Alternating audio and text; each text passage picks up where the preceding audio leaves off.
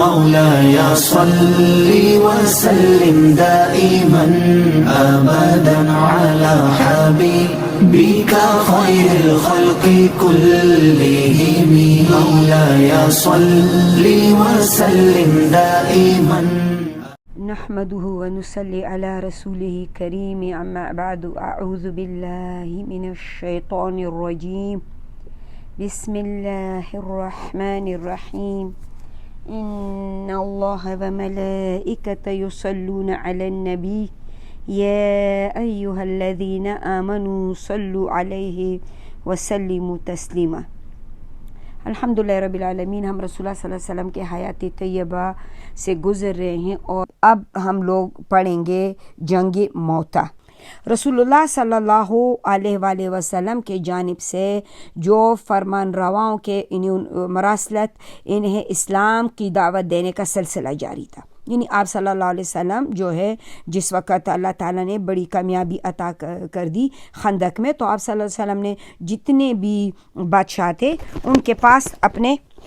مراسلت بھیجے تھے آپ صلی اللہ علیہ وسلم نے، یعنی سب کو اسلام کی طرف آنے کی دعوت دی تھی۔ اب یہ سلسلہ جاری تھا آپ صلی اللہ علیہ وسلم نے حارث بن عمیر رضی اللہ عنہ کو شام کے سرحدی شہر بصرہ کے حاکم شرجیل بن عمرو غسانی کے پاس بھیجا۔ اب شرجیل نے تمام سفارتی اور اخلاقی ضابطوں کو بالائے طاق رکھتے ہوئے دربار رسالت کے سفیر کو شہید کر دیا، کیونکہ یہ تو کفار کے بھی کیا تھا، یہ ان کے لا میں بھی نہیں تھا کہ کسی کے سفیر کو شہید کر دیا جائے، چاہے کفار کے سفیر بھی آتے تو آپ صلی اللہ علیہ وسلم ان کو قتل نہ کرتے۔ اچھا، ایک ایسی حرکت یہ کہ جس کو برداشت نہیں کیا جا سکتا تھا۔ رسول اللہ صلی اللہ علیہ وسلم کو اس خبر سے شدید صدمہ ہوا۔ آپ صلی اللہ علیہ وسلم نے اب تک شام کی طرف لشکر کشی سے گریز کیا تھا، اور شاید پورے عرب کی جو ہے نا آپ صلی اللہ علیہ وسلم کی یعنی دنیا کی اس سے بڑی سلطنت سے محاذرائی جو ہے یعنی پسند نہ فرماتے تھے عرب بھی، کیونکہ وہ بہت ہی پار میں تھے۔ اب مدینہ طیبہ کی طرف جو ہے ان کے بڑھنے میں دیر نہ تھا، پس آپ صلی اللہ علیہ وآلہ وسلم نے یہی حکمت کا تقاضا کیا کہ دشمن پر ایک ایسے ضرب لگا دی جائے۔ اس لیے رسول اللہ صلی اللہ علیہ وسلم نے جمادی الاول 8 ہجری میں 3000 مہاجرین اور انصار کا ایک لشکر جو ہے وہ مرتب فرما کے شام کی سرحدوں کی طرف روانہ کیا۔ آپ صلی اللہ علیہ وآلہ وسلم نے زید بن حارث رضی اللہ عنہ کو اس لشکر کا امیر مقرر کیا، جو آپ صلی اللہ علیہ وسلم کے آزاد کردہ غلام اور آپ صلی اللہ علیہ وسلم کے گھر کے ایک فرد تھے، اور اسی وقت ان کی جو عمر تھی زید رضی اللہ عنہ کی 45 سال کے لگ بھگ تھی۔ آپ صلی اللہ علیہ وسلم نے ہدایت فرمائی کہ اگر زید شہید ہو جاتے ہیں اس جنگ میں تو پھر اس جنگ کا جیسے کہ مسلمانوں کو تو امیر تھا، لیکن اگر یہ شہید ہو گئے تو پھر جعفر بن ابی طالب قیادت سنبھالیں گے، اور اگر جعفر بن ابی طالب بھی شہید ہوتے ہیں تو پھر عبداللہ ابن رواح کو امیر بنایا جائے گا۔ جب وہ بھی شہید ہو جائیں تو مسلمان جسے چاہے امیر بنا لے۔ اب یہ لشکر نہایت دور دراز سفر پہ جا رہا تھا، ظاہر ہے اب یہ لوگ جاتے ہوئے انہوں نے اب جب خبر رسانی کے انتظام اور جو ہے نا خبر رسانی بھی، پھر ان کے پاس خوراک یہ چیزیں بھی تو مسلمانوں کے ساتھ اتنی نہیں تھی، یہ مشکلات بھی تھے۔ پھر مقابلے میں بہت بڑی سلطنت تھی جو آلریڈی انہوں نے جو ہے نا 1 لاکھ کی فوج تو تیار کر کے رکھی تھی، 1 لاکھ فوج تو ان کے پاس تیار تھی، لیکن جب ان کو پتہ چلا تو انہوں نے کیا کیا کہ اور مزید 1 لاکھ لوگوں کو اکٹھا کیا، اور بھی 1 لاکھ لوگوں کو اکٹھا کیا۔ اب جو ہے رسول اللہ صلی اللہ علیہ وسلم نے لشکر کو دعاؤں کے ساتھ رخصت کیا۔ مجاہدین تقریباً 1100 کلومیٹر جو ہے وہ دشوار گزار راستے کا سفر کر کے انہیں بہت دور گئے اور رومیوں کے سرحدوں میں داخل ہو گئے۔ یہاں انہیں معلوم ہوا کہ 1 لاکھ رومی کے مقابلے، یہ تو مقابلے میں نکلے ہوئے ہیں، لیکن جزام اور دوسرے عیسائی عربوں میں فوجیں جو ہیں نا ان کی فوجیں بھی اب آ ملی ہیں، تو اب کی جو تعداد ہے وہ لگ بھگ 1 لاکھ سے جا کر 2 لاکھ کے ہیں، ہو گیا ہے۔ اب معاون بھی 1 لاکھ ہو گئے ہیں۔ تو آپس میں مسلمانوں نے مشورہ کیا، کیونکہ روانہ ہوتے وقت تو اندازہ نہیں تھا کہ اتنی بڑی فوج یکدم سامنے آئے گی، اور یہ تو 3000 مسلمان ہیں، مسلمان تو صرف 3000 ہیں۔ اب جہاں صحابہ کرام کی رائے تھی کہ یہیں ٹھہر کر رسول اللہ صلی اللہ علیہ وآلہ وسلم کو جو ہے نا خط روانہ کریں کہ دشمن جو ہے یہ ایک بہت بڑی تعداد جو ہے اس میں نکلی ہے، ہو سکتا ہے آپ صلی اللہ علیہ وسلم ہمیں کچھ مزید فوج بھیج دیں، ہماری کمک کرائیں، اور پھر یا تو ہم نتائج سے بے پرواہ ہو کر جنگ میں کود جائیں۔ مگر اس موقع پر عبداللہ ابن رواح رضی اللہ عنہ نے مسلمانوں کی ایمانی قوت کو جھنجھوڑتے ہوئے کہا کہ مسلمانوں، تمہیں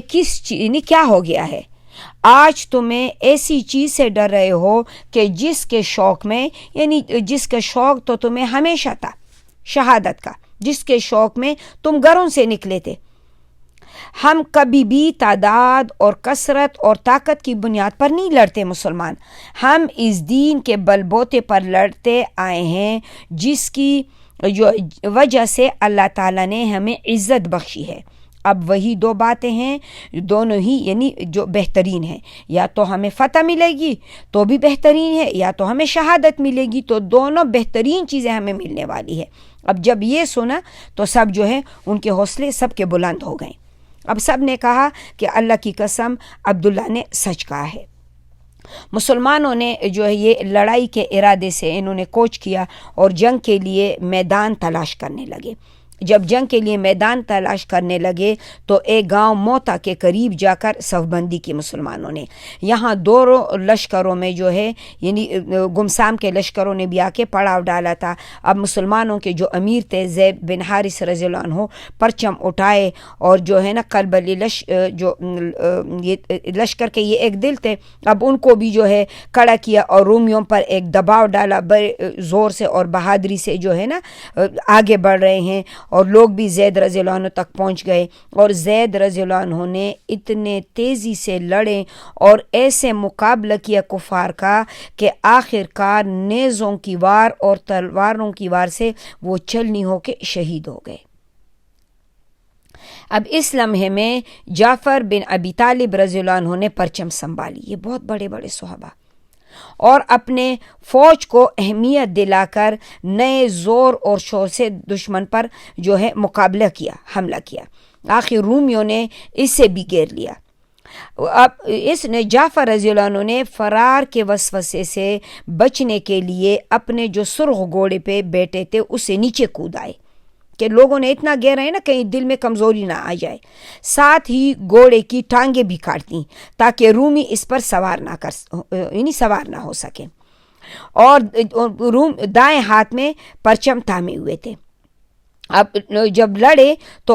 رومیوں نے ان کا جو ہے نا ہاتھ کاٹ دیا، تو فوراً پرچم کو نہ گرانے دیا، انہوں نے فوراً جو ہے پرچم کیا ہے وہ بائیں ہاتھ میں اٹھا لیا، کیونکہ پرچم تو ایک وہ ہے کامیابی کی نشانی ہے، اٹھا لیا۔ پھر جب وہ بازو بھی کٹ گیا تو انہوں نے پرچم کو 2 کونیوں کے کٹے ہوئے بازوں کے ساتھ سینے سے چمٹا لیا، اور دشمن ان پر پے در پہ حملے کر رہا تھا۔ آخر کار تلواروں اور نیزوں کے یعنی اس کو 90 زخم آ چکے تھے کہ وہ گر پڑے، اور یہ سب زخم سینے اور بازوں پہ تھے، ایک زخم بھی پش پہ نہیں تھا۔ حضرت جعفر رضی اللہ عنہ کی شہادت کے ساتھ عبداللہ ابن رواح رضی اللہ عنہ نے کمان سنبھالی، فوج کو جو ہے نا وہ لڑانے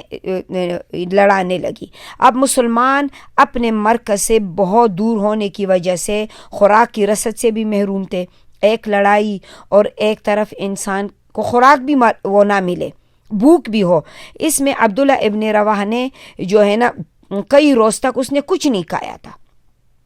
اس حالت کو یعنی دیکھتے ہوئے آپ کے چچا زاد بھائی نے تھوڑا سا گوشت پیش کیا اور بولے کہ کچھ کھا لو کہ جنگ کے اندر جانے کودنے کے لیے کچھ توانائی بھی آ جائے تمہارے اندر۔ اب انہوں نے ابھی ایک لقمہ لیا تھا کہ ایک طرف سے رومیوں کے آگے بڑھنے اور مسلمانوں کے جوابی حملے کا شور گونجا، اور انہوں نے گوشت کو پھینک دیا اور اپنے آپ سے بولے کہ تو دنیا میں لگا ہوا ہے، لوگ جان کی بازی لگا رہے ہیں۔ یہ کہہ کر جو ہے آگے بڑھے اور گھوڑے پر سوار ہوتے ہوئے لڑے، اور دشمنوں کا دباؤ جب زیادہ بڑھا تو پیادہ لڑنے کے لیے گھوڑے سے نیچے اترنے کی ضرورت محسوس کی، مگر اس میں جو ہے خطرہ تھا کہ کافر کا کوئی موقع اس کو نہ آ جائے۔ اب اترنے میں کچھ تردد ہوا، پھر خود کو مخاطب کر کے کہتا ہے کہ اگر کافر جمع ہو کر للکار رہے ہیں تو تجھے کیا ہوا ہے کہ جنت کا شوقین نہیں؟ یعنی تجھے جنت کا شوق نہیں؟ کیا تو جنت کا شوقین نہیں؟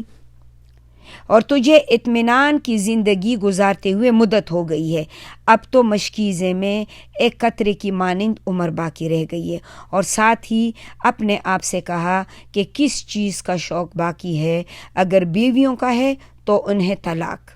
اگر غلاموں کا ہے تو وہ آزاد، اگر جائیداد کا ہے تو وہ اللہ کے لیے خیرات۔ ایسے اصحاب تھے رسول اللہ صلی اللہ علیہ وسلم کے۔ اور یہ کہتے ہوئے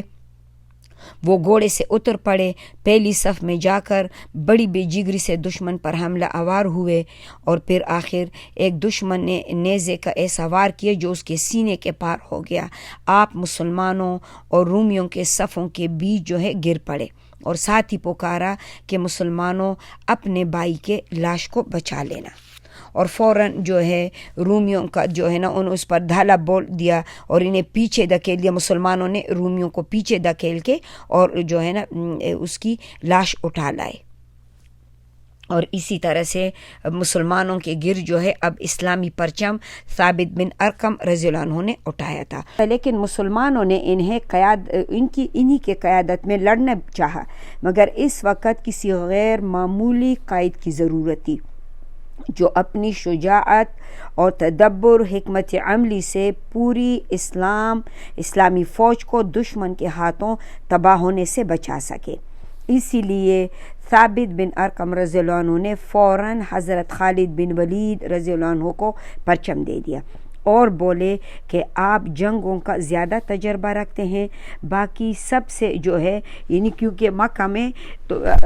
آپ رضی اللہ عنہ نے جرنیل کی حیثیت سے بڑی زبردست قیادت کی ہے فوج کی۔ حضرت خالد بن ولید رضی اللہ عنہ کی جنگی صلاحیتوں اور اس کے قائدانہ بصیرت کے لیے اس وقت ایک یہ بہت بڑا کھڑا امتحان تھا کہ وہ کس طرح رومیوں کے خطرناک نرغے سے بچا کر اور جو ہے ان مسلمانوں کو کیسے بچایا جائے، کیونکہ یہ 2 لاکھ فوج اور 3000 مسلمان اس کے سامنے۔ خیر بہرحال رومیوں کی طرف سے کئی 100 میل تک تعاقب کا خطرہ لاحق تھا، کیونکہ یہ تو کافی جو ہے نا سفر کر کے عرب سے آئے تھے۔ اس خطرے کو ٹالنے کے لیے جو ہے ضروری تھا کہ واپسی سے پہلے رومیوں کو پسپا کر دیا جائے تاکہ وہ ان کا پیچھا نہ کر سکیں۔ تو قدرت الہیہ نے حضرت خالد بن ولید کو اس آزمائش سے سرخرو ہو کر نکلنے کی توفیق بخشی۔ انہوں نے مسلمانوں کی اگلی صفوں کو کیا کیا، پیچھے کر دیا۔ اب جو پیچھے کی صفیں تھیں ان کو انہوں نے آگے کر دیا،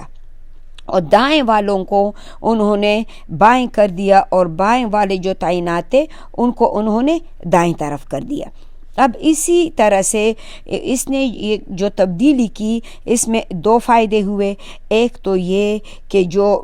دشوار مقامات پر تازہ دم سپاہی آ گئے جو پیچھے تھے،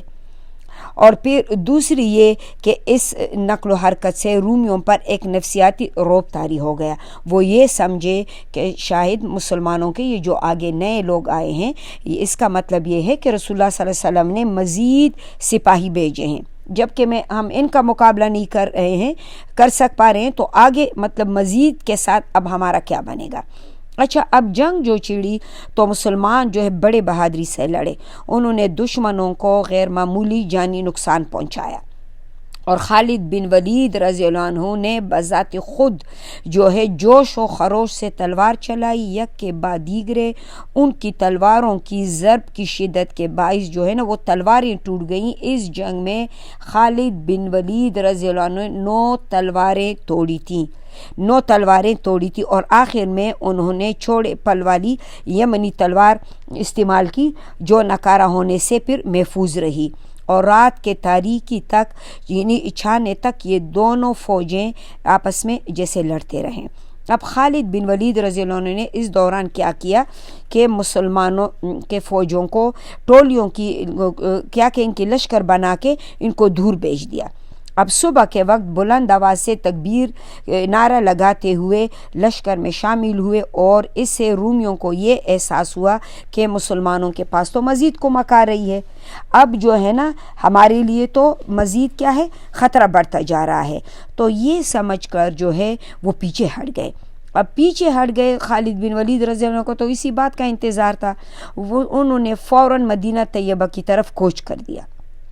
اور رومی اس خدشے میں مبتلا تھے کہ مسلمانوں کی جو جنگی چال ہے وہ اب کیا ہے کہ تاکہ ہم لوگ پیچھے یعنی یہ واپس پلٹے ہیں، یہ چاہتے ہیں کہ ہم ان کے پیچھے آئیں، یہ عرب کے صحراؤں کی جو ہے نا وہاں ہمیں کیا لے کے ہمیں پھنسانا چاہتے ہیں، کیونکہ وہاں پر جائیں گے تو ظاہر ہے ان کے پاس اور بھی مزید لوگ آئیں گے۔ اب اسی لیے اس خوف سے 2 لاکھ لوگوں نے ان کا پیچھا نہیں کیا۔ اللہ تعالیٰ کی طرف سے رسول اللہ صلی اللہ علیہ وآلہ وسلم کو ساری اس لڑائی کی اطلاعات دی جا رہی تھی۔ رسول اللہ صلی اللہ علیہ وآلہ وسلم نے اب جو ہے پرنم آنکھوں سے صحابہ کو کہا کہ حضرت زید بن حارث رضی اللہ عنہ جو ہے وہ شہید ہو گئے ہیں۔ پھر اس کے بعد کہا کہ حضرت جعفر رضی اللہ عنہ شہید ہو گئے ہیں۔ پھر اس کے بعد کہا کہ عبداللہ ابن رواح رضی اللہ عنہ نے بھی یعنی اس کی بھی شہادت کی خبر مجھے مل گئی ہے۔ پھر فرمایا کہ اب اس لشکر کا پرچم اللہ کی تلواروں میں سے ایک تلوار نے سنبھال لیا ہے جس کے ہاتھ پر اللہ نے فتح عطا فرمائی۔ رسول اللہ صلی اللہ علیہ وسلم نے جو مراد تھا اسے وہ خالد بن ولید رضی اللہ عنہ ہوتے، چنانچہ خالد بن ولید رضی اللہ عنہ کو سیف اللہ یعنی اللہ کی تلوار جو ہے اللہ کی تلوار کہا جانے لگا۔ اب اگرچہ لڑائی میں رومیوں کو فیصلہ کن شکست تو نہیں ہوئی تھی، لیکن مسلمانوں کو پسپا کر کے وہ یعنی ان کا پیچھا تک نہ کر سکے، تو رسول اللہ صلی اللہ علیہ وسلم نے اس کو فتح سے تعبیر دیا، کیونکہ یہ جو ہے 60-70 گنا بڑے لشکر کے مقابلے میں اتنی ثابت قدمی سے لڑنا اور آخر میں پیچھے ہٹ کر جو ہے نا وہ تعاقب سے باز رہے، اور اس بات پر یعنی اسے یہی پتہ چلتا ہے کہ مسلمانوں کا ان کے دل میں خوف اور رعب بیٹھ گیا، اور اس جنگ نے انہیں بڑی فوج سے ٹکرانے کا حوصلہ بھی فراہم کر دیا مسلمانوں کو، اور اس کے علاوہ رومیوں کے جو جنگی تربیاتی ان کے طریقہ ہے ان کو بھی اللہ تعالیٰ نے مسلمانوں کو سمجھنے کا موقع دے دیا۔ اور پھر جو ہے مسلمان جو ہے اس پہ کچھ جب حضرت خالد بن ولید رضی اللہ عنہ آئے تو مدینہ طیبہ میں آ کے لوگوں نے تانا دیا کہ تم لوگ جو ہے نا میدانی جنگ سے بھاگ آئے ہو۔ رسول اللہ صلی اللہ علیہ وسلم نے فرمایا کہ نہیں، تم بھاگنے والے نہیں ہیں، انشاءاللہ اللہ تعالیٰ پلٹ کر حملے کرنے والے ہو، تم اللہ تعالیٰ تمہیں واپس پلٹ کر ان لوگوں کے پاس حملے کرنے کے لیے بھیجے گا۔ اچھا، جنگ موتا کے بعد کیا ہوا کہ رسول اللہ صلی اللہ علیہ وآلہ وسلم نے اب جنگ کی جو تھی پہلے موتا کو ہی لیتے ہیں۔ اچھا، اس میں جو ہے جنگ کا جو خاتمہ ہے یہ انتہائی شجاعت کے ساتھ، انتہائی زبردست جان بازی اور زبردست جو ہے نا تعجب انگیز بات یہ تھی اس میں کہ مسلمانوں کا یہ چھوٹا سا لشکر رومیوں کے اس لشکری جرار کی طوفانی لہروں سے ڈٹا رہا، لہٰذا اس نازک مرحلے میں حضرت خالد بن ولید رضی اللہ عنہ نے مسلمانوں کو جمع کر کے اور جو ہے خود بھی اس جنگ میں کود پڑے۔ یعنی آپ خود دیکھیں کہ حضرت خالد بن ولید رضی اللہ عنہ نے ٹوٹل اس میں جو ہے 9 تلواریں توڑی تھی، تو کس قدر رومیوں کو قتل کیا ہوگا۔ اس میں 12 مسلمان شہید ہوئے تھے اور بڑی تعداد میں رومی قتل ہوئے تھے، لیکن ان کی تعداد جو ہے تاریخ سے پتہ نہ چل سکی کہ مطلب ان کی ٹوٹل تعداد کتنی تھی۔ حضرت خالد بن ولید رضی اللہ عنہ جو ہیں ان کے اس کا حالانکہ صرف خالد بن ولید نے بہت زیادہ رومیوں کو قتل کیا تھا، اور مسلمان جو ہے اب اس کے ساتھ ایک جنگی طریقہ بھی مسلمانوں کو پتہ چل گیا، جس کے ذریعے رومی جو ہے وہ مرعوب بھی ہو گئے۔ انہوں نے اتنی کامیابی کے ساتھ مسلمانوں کو پیچھے ہٹا لے اور رومیوں کو ان کی تعاقب کی ہمت بھی نہ ہو، کیونکہ یہ تو 3000 لوگ تھے اور اس میں سے 12 شہید ہوئے ہیں، اور 2 لاکھ لشکر کے اندر یہ ہمت نہ رہی کہ وہ مسلمانوں کا تعاقب کر سکے، اور مسلمانوں کو جو ہے یعنی اپنے پنجے سے جو کیا ہے ان سے نکلنے میں یعنی بڑی آسانی ہوئی، وہ وہاں سے نکل کر واپس مدینہ طیبہ آ گئے۔ اب جو ہے اس جنگ کا جو اثر تھا کہ اس مارکے کی سختیاں جس انتقام کے لیے جھیلی گئی تھیں، مسلمان اگرچہ وہ انتقام تو نہ لے سکے جو انتقام لینا چاہیے تھا، اس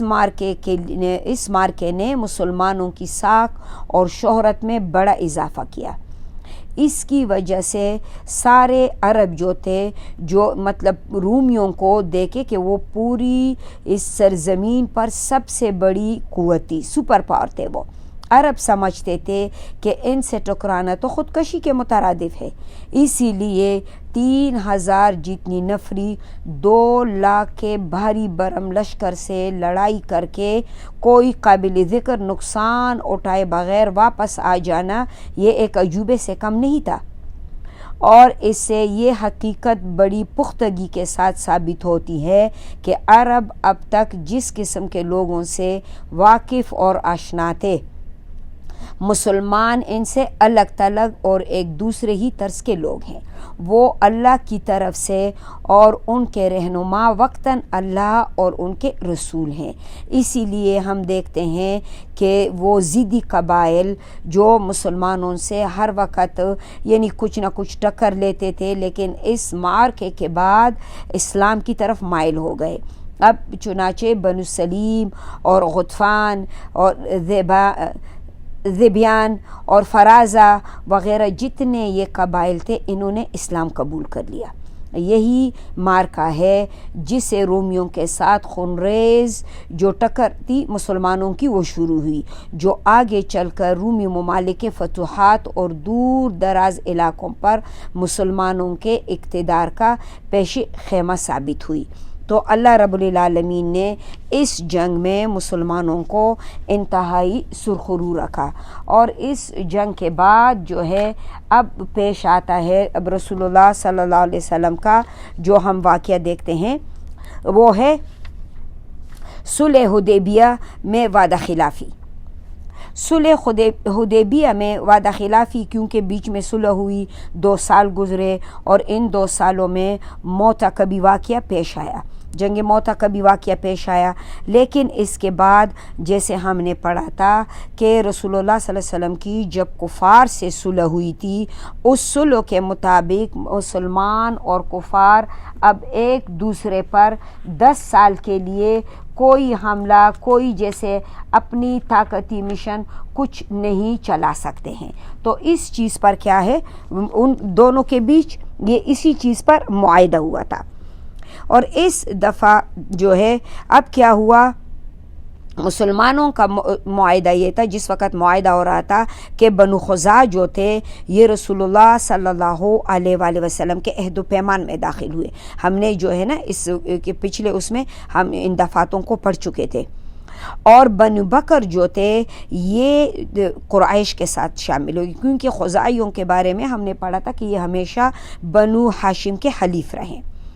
اب اس میں یہ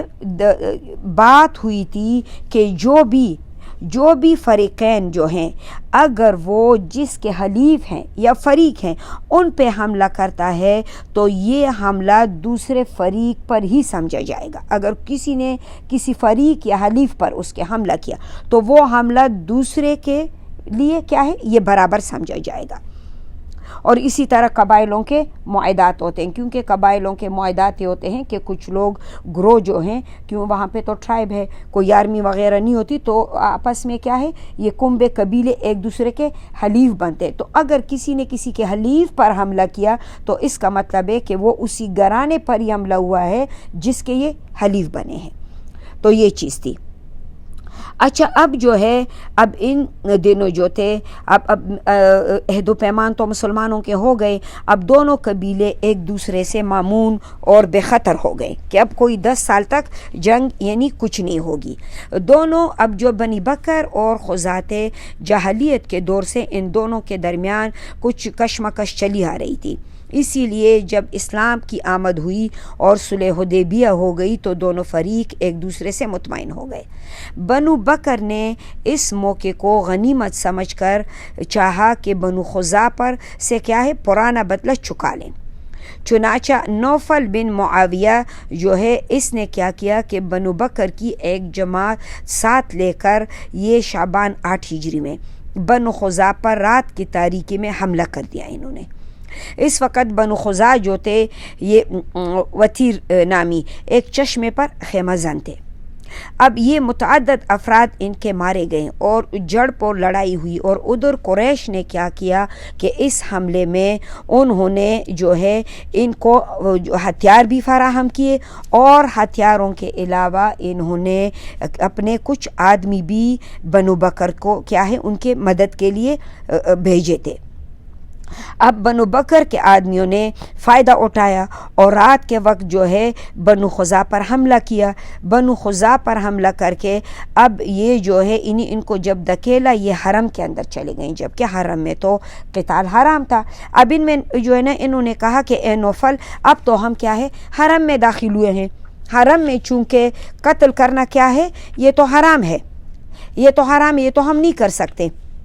تو کیونکہ یہاں پر تمہارا الہ ہے۔ اس کے جواب میں نوفل نے کہا کہ یہ ایک بڑی عجیب بات کہی تم نے، کیونکہ بنو بکر کوئی آج جو ہے نا الات وہ نہیں ہے، آج بدلہ چکا لو، میری عمر کی قسم کہ تم لوگ حرم میں چوری بھی کرتے ہو، اور کیا تمہیں حرم میں اپنا بدلہ نہیں لے سکتے؟ باقی بھی تو تم کام کرتے ہو نا۔ تو انہوں نے کیا تھا حرم کے اندر بھی جو خزائی گئے تھے ان کو بھی قتل کیا، اور ادھر بنو خزاعہ نے کیا ہے مکے میں پہنچ کر بدیل بن ورقہ نامی خزائی جو ہے یہ اس نے ایک غلام آزاد کیا تھا رافع، یہ اس کے گھر میں جا کے اس نے پناہ لی، اور دوسرا جو تھا عمر بن سالم خزائی، یہ اب وہاں سے نکل فوراً مدینہ طیبہ کا اس نے رخ کیا، اور رسول اللہ صلی اللہ علیہ وسلم کی خدمت میں پہنچ کے سامنے کھڑے ہو کے آپ صلی اللہ علیہ وسلم مسجد نبوی میں صحابہ کرام کے ساتھ ہے، اور اس نے اپنی تکلیف کی ایک دردناک داستان سنائی کہ جس طرح سے بنی بکر نے ان پہ حملہ کیا اور قریش نے بھی ان کی مدد کی، اور کیا ہے اور ان کو بے دردی سے قتل کر دیا گیا ہے۔ اب یقیناً قریش نے آپ کے عہد کی کیا ہے خلاف ورزی کی، اور آپ کا جو پختہ پیمان تھا وہ تو توڑ دیا انہوں نے،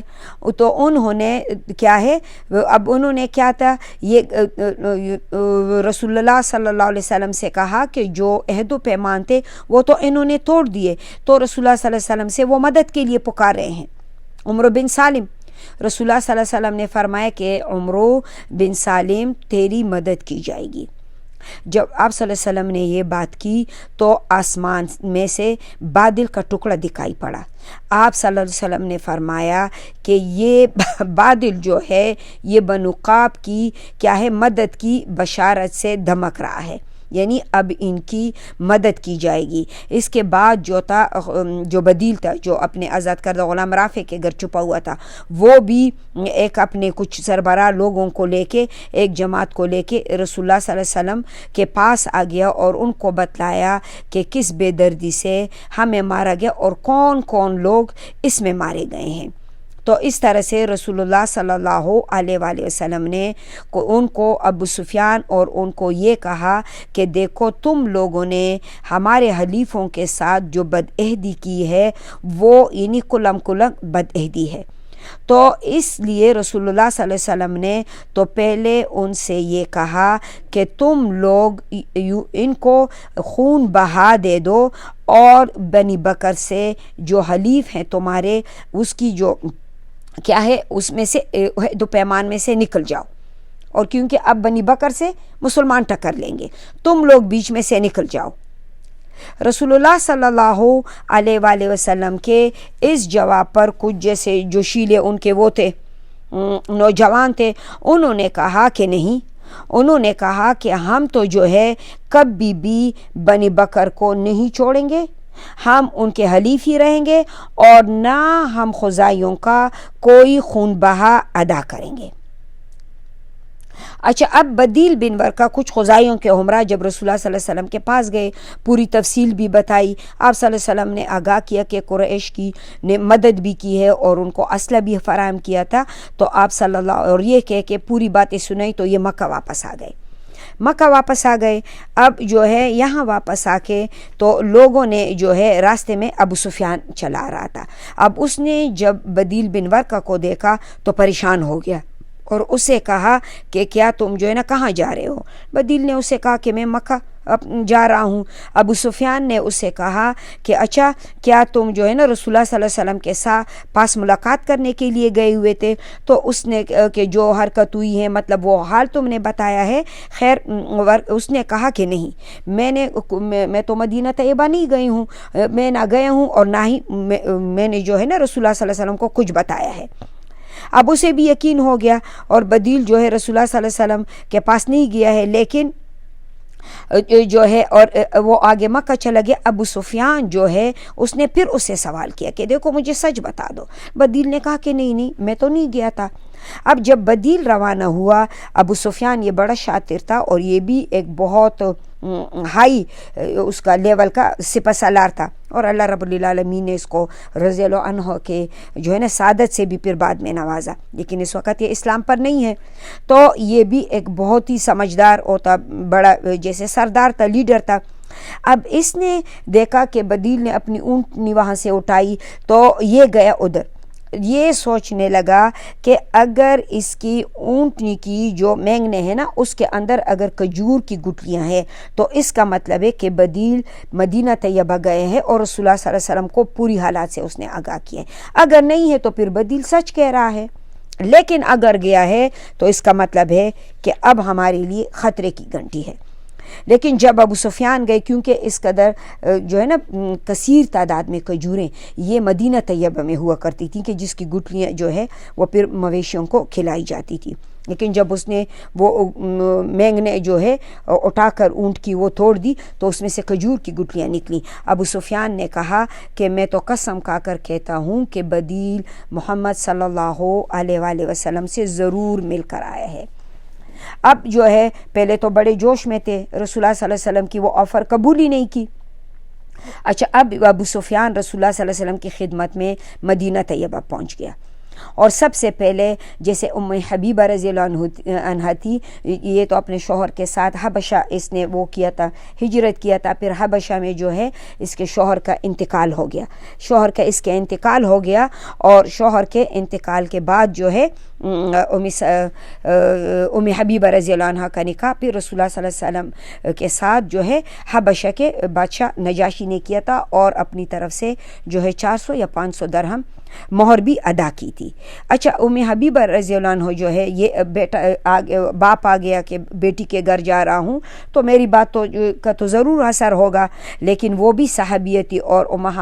جو ہے نا ام المومنین تھی۔ اچھا، جب اندر گیا تو وہاں پہ رسول اللہ صلی اللہ علیہ وسلم کی بستر تھی، اب ابو سفیان جو ہے اس پر بیٹھنے لگا۔ جب بیٹھنے کا اس نے ارادہ کیا، ام حبیبہ رضی اللہ عنہ نے فوراً بستر کو کیا ہے اٹھا لیا۔ اب ابو سفیان نے پوچھا کہ بیٹی مجھے اس بات کی سمجھ نہیں آئی کہ تو نے مجھے بستر سے بہتر سمجھ کر اس کو ہٹایا ہے تاکہ اس جگہ کوئی اچھا بستر بچھا دیں آپ، یا بستر کی اپنی حفاظت کے لیے اس کو لپیٹ دیا ہے کہ میں اس پہ جیسے کہ بیٹھنے کے قابل نہیں ہوں؟ تو حبیبہ رضی اللہ عنہ نے جو ہے نا جواب دیا ام المومنین کہ نہیں، حقیقت یہ ہے کہ رسول اللہ صلی اللہ علیہ وسلم کا یہ بستر ہے اور آپ ایک مشرک ہیں، مشرک ناپاک ہوتا ہے، تو لہٰذا اسی لیے میں نے پسند نہیں کیا کہ آپ رسول اللہ صلی اللہ علیہ وسلم کے بستر پر بیٹھیں۔ یہ جب ابو سفیان نے سنا، ظاہر ہے ایک بیٹی کے ساتھ بڑے عرصے بعد اس کی ملاقات ہو رہی تھی، وہ تو حبشہ میں تھی اور پھر یہاں آ گئی، تو اب اس نے کہا کہ اچھا خدا کی قسم مجھے تو ایسے لگتا ہے کہ مجھ سے الگ ہونے کے بعد تیرے اندر برائی پیدا ہو گئی، یعنی اپنی باپ کی اب وہ نہیں رہی۔ اچھا ابو سفیان جو ہے رسول اللہ صلی اللہ علیہ وسلم کی خدمت میں حاضر ہوا اور آپ صلی اللہ علیہ وسلم سے گفتگو کرنی چاہی۔ آپ صلی اللہ علیہ وسلم نے کوئی جواب نہیں دیا، یعنی اس معاہدے کو اب وہ دوبارہ رینیو کرنا چاہ رہے تھے جو اس نے توڑ دیا تھا حدیبیہ کو۔ پھر یہ ابو بکر صدیق رضی اللہ عنہ کے پاس گئے اور کہا، ابو بکر صدیق رضی اللہ عنہ نے کہا کہ میں تو یہ کام نہیں کروں گا، میں کیوں رینیو کراؤں؟ اور جو ہے اچھا اب وہاں سے جب جواب ملا تو پھر جو ہے اب یہ اس نے کہا کہ رسول اللہ صلی اللہ علیہ وسلم سے میری سفارش کریں، اور اب اس نے بھی کہا کہ نہیں میں تو نہیں کرنے والا۔ اب یہ عمر فاروق رضی اللہ عنہ کے پاس گئے۔ عمر فاروق رضی اللہ عنہ نے کہا کہ اچھا آپ مجھے کہہ رہے ہیں کہ میں سفارش کروں گا، خدا کی قسم اگر مجھے معمولی سی طاقت بھی مل جائے تو اس کے ذریعے سے تمہارے خلاف جہاد کروں گا۔ اور ہر طرح سے نا امید ہوا ابو سفیان۔ اب کیا کیا ابو سفیان نے کہ علی رضی اللہ عنہ کے گھر پہنچا،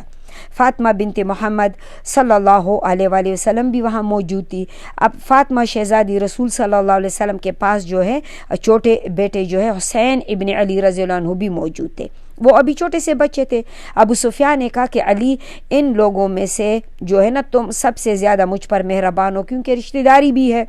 اب دیکھو میں ایک ضرورت کے تحت یہاں آیا ہوں اور ناکام واپس نہیں جانا چاہتا، اسی لیے رسول اللہ صلی اللہ علیہ وسلم سے میری سفارش کر دو۔ اور انہوں نے جواب دیا کہ ابو سفیان تیرا برا ہو، یعنی اللہ کی قسم رسول اللہ صلی اللہ علیہ وسلم نے ایک بات کا پختہ ارادہ کر لیا ہے کہ اب وہ قطعاً آپ لوگوں کے ساتھ اس معاہدے کی رینیول نہیں کریں گے۔ اب ابو سفیان جو تھا فاطمہ رضی اللہ عنہ کی طرف متوجہ ہوا اور اس سے کہا کہ اے محمد صلی اللہ علیہ وسلم کی بیٹی، تم اپنے اس چھوٹے سے بچے سے کہو کہ یہ دونوں فریقوں میں صلح کرائے اور اس طرح سے ہمیشہ کے لیے عرب کا سردار تسلیم کیا جائے گا۔ تو فاطمہ رضی اللہ عنہ نے جواب دیا کہ اللہ کی قسم ابھی تو یہ بچہ ہے اور یہ تو اس کے قابل ہی نہیں ہے کہ لوگوں میں صلح کرائیں، دراصل اس وقت تو صلح کوئی کرا ہی نہیں سکتا تمہارا۔ اس پر ابو سفیان نے حضرت علی رضی اللہ عنہ سے کہا کہ میں سمجھتا ہوں کہ میرے معاملات تو بڑے خراب ہو گئے ہیں، اسی لیے نیک نیتی سے کچھ مشورہ دیجئے کہ کیا کہوں جا کے اپنے لوگوں سے۔ حضرت علی بن ابی طالب رضی اللہ عنہ نے جو ہے کہا کہ اچھا تو جو ہے واقعی تمہارے تو حالات بہت ہی خراب ہیں، اب تم جو ہے تم تو میں ایسی باتوں میں بتاتا ہوں کہ جس سے تمہیں فائدہ تو نہیں پہنچ سکتا، لیکن پھر بھی تم بنو کنانہ کے سردار ہو، ایسے کرو کہ سب لوگوں کے سامنے جا کر کھڑے ہو جاؤ اور کہہ دو کہ میں نے معاہدے کو کیا ہے وہ کر دیا، اس کی نیا کر دیا ہے معاہدے کو۔ اب علی رضی اللہ عنہ سے ابو سفیان نے پوچھا کہ اچھا اس سے مجھے کوئی فائدہ ہوگا؟ علی رضی اللہ عنہ نے فرمایا کہ نہیں، فائدہ تو نہیں ہوگا، اور میں تو اللہ کی قسم یہ نہیں سمجھتا کہ تمہیں فائدہ ہوگا، لیکن تمہارے پاس کوئی اور صورت ہی نہیں ہے۔ چنانچہ ابو سفیان جو ہے اگلے دن مسجد رسول صلی اللہ علیہ وآلہ وسلم چلے گئے اور کھڑے ہو کے اعلان کر دیا کہ لوگوں میں سب کے سامنے معاہدہ حدیبیہ کی تجدید جو ہے کرتا ہوں، اور یہ کہہ کر اپنے اونٹ پر سوار ہو کر وہ چل دیا۔ اچھا جب ابو سفیان قریش کے پاس پہنچا تو انہوں نے پوچھا کیا ہوا؟ جواب دیا میں محمد صلی اللہ علیہ وسلم کے پاس گیا تھا اور ان سے بات کی، لیکن بخدا انہوں نے میری بات کا کوئی جواب ہی نہیں دیا رسول اللہ صلی اللہ علیہ وسلم نے، اور میں ابن قافہ ابو بکر رضی اللہ عنہ کے پاس گیا، انہوں نے بھی میری بات نہیں سنی، اور اس طرح عمر ابن خطاب عمر رضی اللہ عنہ کے پاس گیا، انہوں نے بھی میری بات نہ سنی۔ تو پھر ابن اسحاق لکھتے ہیں کہ اس نے کہا کہ بعد میں علی رضی اللہ عنہ کے پاس گیا، تمام لوگوں کی نسبت اسے ذرا نرم پایا، انہوں نے مجھے مشورہ دیا اور اس پر میں نے عمل کیا، لیکن خدا کی قسم میں نہیں سمجھتا کہ کوئی فائدہ بھی ہوگا ہمیں اسے یا نہیں ہوگا۔ تو لوگوں نے کہا کہ اچھا کیا تھا، یعنی علی رضی اللہ عنہ نے کیا مشورہ دیا تھا؟ ابو سفیان نے بتایا کہ انہوں نے مجھ سے کہا کہ لوگوں کی موجودگی میں یہ اعلان کر دوں کہ میں نے معاہدہ حدیبیہ کی تجدید کی ہے، میں نے اعلان کر دیا ہے۔ لوگوں نے پوچھا پھر محمد صلی اللہ علیہ وسلم نے یا کسی صحابی نے اس کی تصدیق کی؟ ابو سفیان نے نفی میں سر ہلایا کہ نہیں۔ تو پھر لوگوں نے اسے کہا کہ تیرا برا ہو، خدا کی قسم یہ شخص جو ہے تمہیں دھوکہ دے گیا، جو تم کہہ رہے ہو اس سے کوئی نتیجہ تو برآمد نہ ہوگا۔ ابو سفیان نے کہا کہ ہاں، اس کے سوا کوئی اور چیز بھی نہیں تھی، اور حضرت علی رضی اللہ عنہ نے بھی کیا ہے اسے اپنی جان چھڑائی۔ اب جب رسول اللہ صلی اللہ علیہ وآلہ وسلم نے مکے میں جو ہے داخل ہونے کا حکم فرمایا، اور اس وقت جو ہے رسول اللہ صلی اللہ علیہ وآلہ وسلم مکہ کے اندر اپنے لوگوں سے یعنی باتوں میں اور مشوروں میں مشغول ہو گئے، کیونکہ ان کا یہ معاہدہ توڑنا اور جو ہے بنو خزاعہ کا بدلہ لینا اب مسلمانوں کے لیے ضروری ہو گیا۔ تو رسول اللہ صلی اللہ علیہ وآلہ وسلم نے مسلمانوں کو جو ہے اکٹھا کرنا شروع کیا، اور یہ اب جو ہے کیا ہے کہ اس میں فتح مکہ اور مکہ کی جنگ جو ہے اس کی انشاءاللہ ہم دوسری کلاس میں تاکہ شروع سے لے لیں، اور جو مکے کے جو حالات ہیں وہ ہمیں شروع سے سمجھ میں بھی آ جائیں، اور انشاءاللہ اس طرح سے وہ پورا واقع فتح مکہ کا ہم اپنی اگلی کلاس میں لیں گے۔ اور اس کلاس میں جو ہے ہمارا موتھا اور جو ہے یہ اب فتح مکہ جس ذریعے سے جو یہ جنگ جو سبب بن رہا ہے، تو انشاءاللہ اس پر ہم اگلی کلاس میں بات کریں گے۔ اس وقت کے لیے اجازت چاہتی ہوں۔ السلام علیکم ورحمۃ اللہ وبرکاتہ۔ مولاي صل وسلم دائما أبدا على حبيبك خير الخلق